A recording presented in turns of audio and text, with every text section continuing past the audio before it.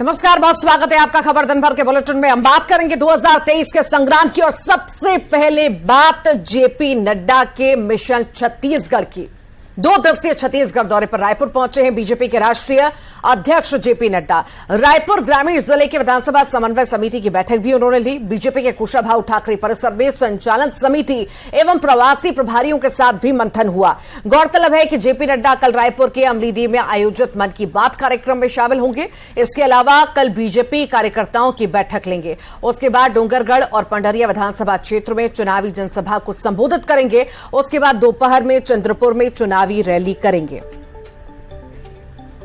JP Nadda का मंथन छत्तीसगढ़ पर मंथन लगातार जारी है और कई सारी बैठकें भी होंगी इस दौरान। बता दें आपको, जेपी नड्डा का दौरा है। 2 दिवसीय दौरे पर रायपुर पहुंच चुके हैं जेपी नड्डा। खास ये दौरा रहेगा, मंथनों का दौर चलेगा, कार्यकर्ताओं को जीत का मंत्र दिया जाएगा। साथ ही साथ रूठों को बनाने का काम भी इस दौरान होगा और साथ ही साथ जनसभा भी होगी, रैली भी होगी। बड़ा ये दौरा बेहद ही खास 2 दिन का ये दौरा रहने वाला है।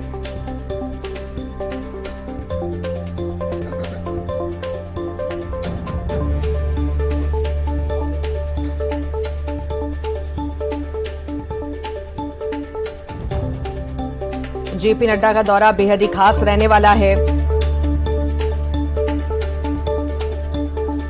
और ज्यादा जानकारी के लिए डिप्टी एडिटर अभिषेक शुक्ल हमारे साथ जुड़ गए हैं। अभिषेक, जेपी नड्डा का छत्तीसगढ़ पर लगातार जो है ये दौरा होने जा रहा है और बेहद ही खास हम इस दौरे को मान सकते हैं, क्योंकि देखिए आम लोगों को साधने की कोशिश भी है यहां पर और साथ ही साथ जीत का मंत्र भी जो है कार्यकर्ताओं को देना है और रूठों को भी मनाना है। तीनों मायने में बहुत खास है। बिल्कुल, देखिए राष्ट्रीय अध्यक्ष हैं जेपी नड्डा और उनको बूस्टअप करने के लिए संगठन की जो गतिविधियां हैं उसको दुरुस्त करने के लिए क्या कुछ चल रहा है, समीक्षा के लिए जेपी नड्डा यहाँ पहुंचे हैं। और आज आने के साथ ही सबसे पहले उन्होंने एक बैठक की है अपने संगठन के कुछ बड़े लोगों के साथ। इस वक्त भी उनकी जो बैठक है वो वहां पर चल रही है, औपचारिक अनौपचारिक ये बैठक है।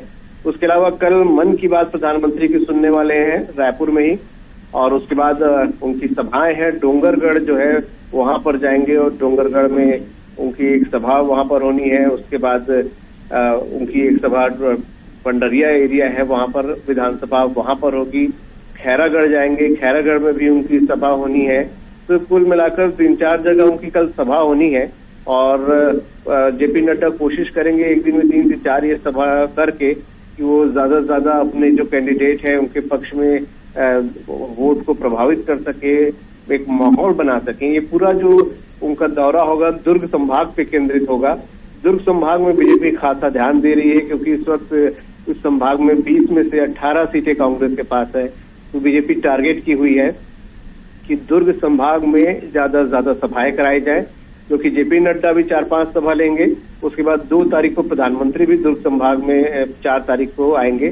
तो एक पूरी कोशिश यहाँ पर बीजेपी की है कि इस प्रकार की सभाएं करी जाए बड़े नेताओं की और सांगठनिक गतिविधियों में तेजी लाई जाए। तो इसीलिए जेपी नड्डा पहुंच चुके हैं और आज बैठक ली उन्होंने और कल मन की बात सुनने के बाद उनकी सभाएं चालू हो जाएंगी। जी अभिषेक, देखिए लगातार केंद्रीय नेतृत्व जिस तरह से दौरा कर रहा है, एक बात तो बिल्कुल साफ है कि जो सक्रियता बीजेपी की ओर से हम देख रहे हैं, किसी भी कीमत पर बीजेपी नहीं छोड़ना चाहती छत्तीसगढ़ को और सत्ता हासिल करना चाहती है।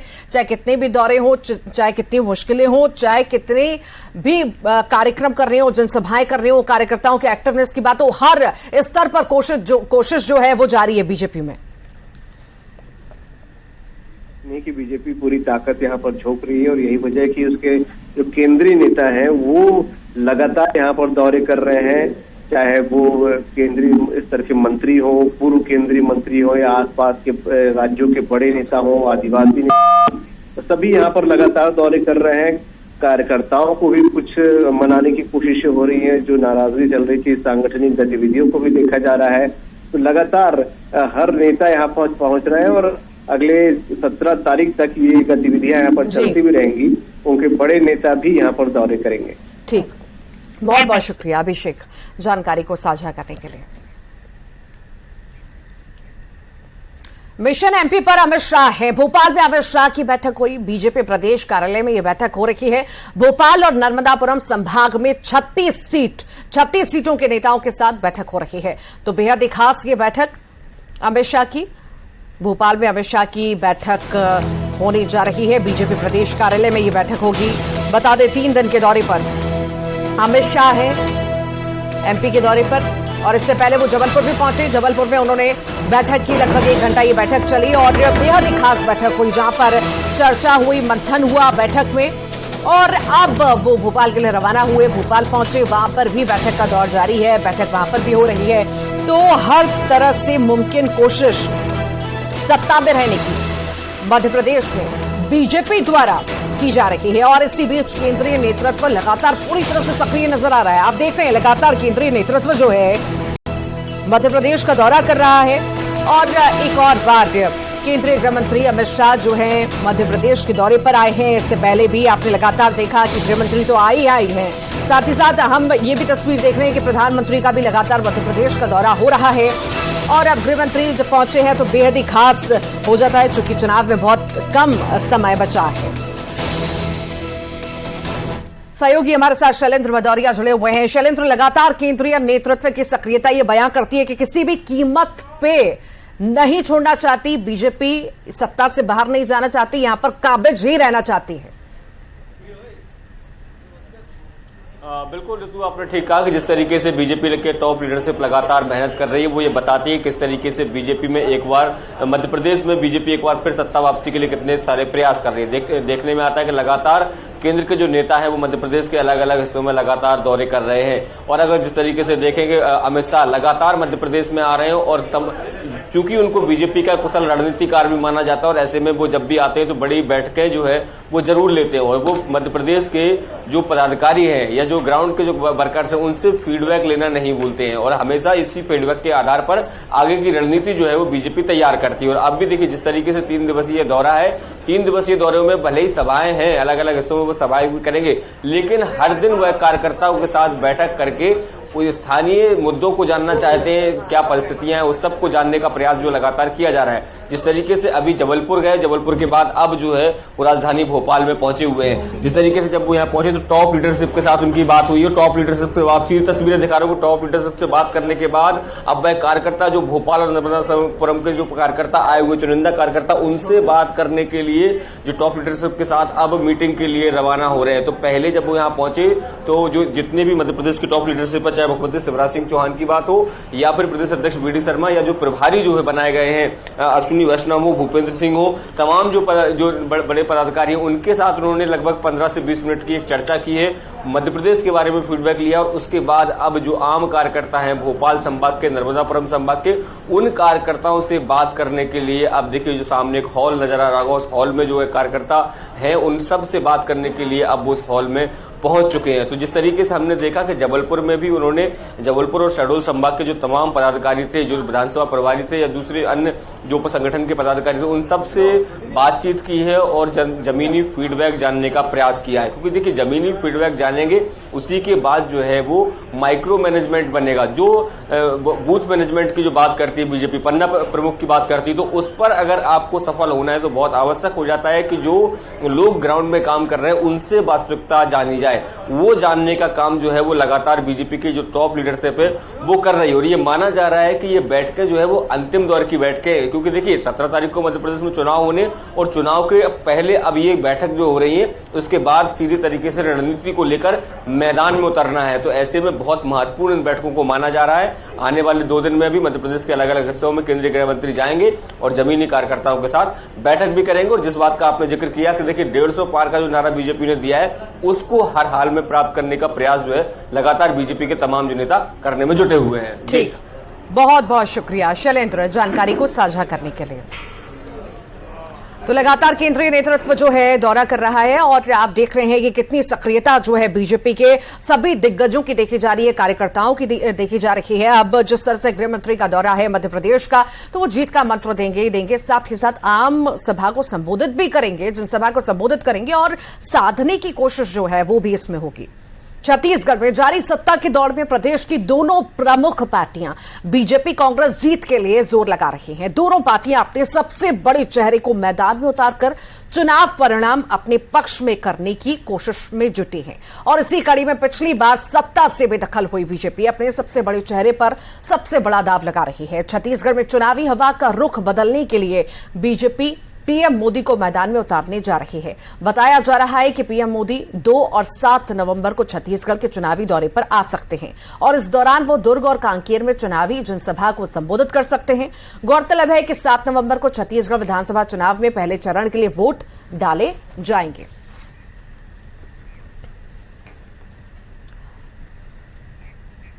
बीजेपी पीएम मोदी के दौरे की तैयारियां कर रही है। दूसरी तरफ कांग्रेस अपने सबसे बड़े चेहरों को सूबे के सियासी संग्राम में उतार चुकी है और इसी कड़ी में आज कांग्रेस सांसद राहुल गांधी छत्तीसगढ़ के चुनावी दौरे पर पहुंचे।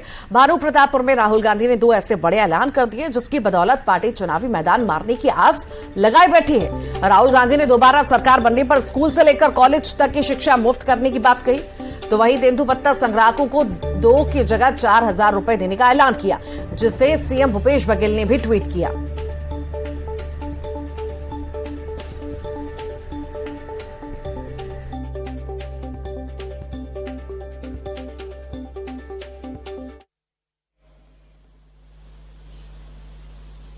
बहुत बड़ा कदम उठाने जा रहे हैं जिसको हम केजी टू पीजी कहते हैं। केजी टू पीजी के वायदे में केजी से लेकर पीजी तक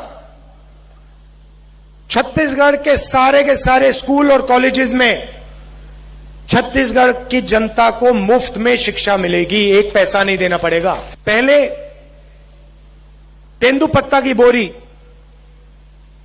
2,500 रुपए में की थी, अब हम उसको 4,000 रुपए करने जा रहे हैं।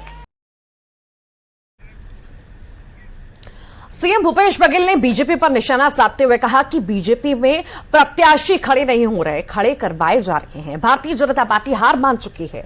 तो वहीं उन्होंने कहा कि साथ ही उन्होंने बीजेपी से यह भी पूछा कि हमने 4 गारंटी दी, बीजेपी का घोषणा पत्र जारी करेगी। वहीं निर्वाचन आयोग में बीजेपी की शिकायत पर कहा कि चुनाव यहां निष्पक्ष हो रहा है, भाजपा अधिकारियों को डराना चाहती है, फिर भी उन्हें सफलता नहीं मिलेगी। तो वहीं उन्होंने जोगी कांग्रेस सहित छोटी पार्टियों को वोट कटवा पार्टी करार दिया। तो भारतीय जनता पार्टी से पहले पूछो, हमने थी 4 गारंटी दे दी, आज और गारंटी राहुल जी करेंगे ऐसा विश्वास है, तो हम लोग तो लगातार कर रहे हैं। लेकिन भारतीय जनता पार्टी अभी तक क्यों चुप बैठी है? केवल उल्टा लटका सीधा करेंगे, बस इतना ही है उस घोषणा पत्र में। मतलब ये है कि कैसे करके सरकार को बदनाम करो, कांग्रेस पार्टी को बदनाम करो। बीजेपी के घोषणा पत्र पर पूर्व मंत्री बृजमोहन अग्रवाल ने बड़ा बयान दिया, जहां उन्होंने कहा कि हम देख रहे हैं कि कांग्रेस कौन सी फर्जी घोषणाएं करती है, जिसका जवाब हमारा घोषणा पत्र देगा। आज पूरा प्रदेश धर्मांतरण की आग में जल रहा है, नक्सलवाद की घटनाओं पर जल रहा है, विकास नहीं होने की आग में जल रहा है, लेकिन उसको जलने से कोई बचा सकता है तो वो बीजेपी है और नरेंद्र मोदी है। भारतीय जनता पार्टी ने तो पहले ही मोबाइल लड़कियों के लिए मुफ्त में शिक्षा देना शुरू कर दिया था। कांग्रेस की सरकार ने उसको बंद कर दिया। अब जब चला चली की बेला है और उनको मालूम है कि पीएससी घोटाले को लेकर छत्तीसगढ़ के नौजवान परेशान हैं और इस सरकार को सबक सिखाने वाले हैं, तो नए नए तोहफे देने की कोशिश कर रहे हैं। पर अब ये तोहफे बेकार जाएंगे, क्योंकि इन्होंने चाहे तेंदुपत्ता मजदूर हो, तेंदुपत्ता मजदूरों का इन्होंने पन ही छीना, उनकी साड़ी छीनी, उनके बच्चों को मिलने वाला वजीफा छीना, उनके स्कूल का उनका इंश्योरेंस छीना, उनके बच्चों की पढ़ाई के लिए जो पैसे मिलते थे वो छीने, उनकी बच्चियों की शादी के लिए जो पैसे मिलते थे वो छीने। मुंगेली में बीजेपी प्रदेश अध्यक्ष अरुण साफ ने सीएम बघेल को ईडी पर दिए बयान को लेकर पलटवार किया। उन्होंने कहा कि भूपेश ने भाषा की मर्यादा को तार-तार कर दिया। कांग्रेस के 3 सालों का हिसाब किताब 3 दिसंबर को जनता करेगी। की भाषा के बारे में मैं क्या कहूँ, भाषा की सारी मर्यादाएं उन्होंने तार-तार कर दी है और जिस प्रकार से पौने 5 सालों में उन्होंने छत्तीसगढ़ की दुर्दशा की है, छत्तीसगढ़ की जनता उसका हिसाब किताब 3 दिसंबर को करने वाली है। सीहोर विधानसभा के बीजेपी प्रत्याशी सुदेश राय के समर्थन में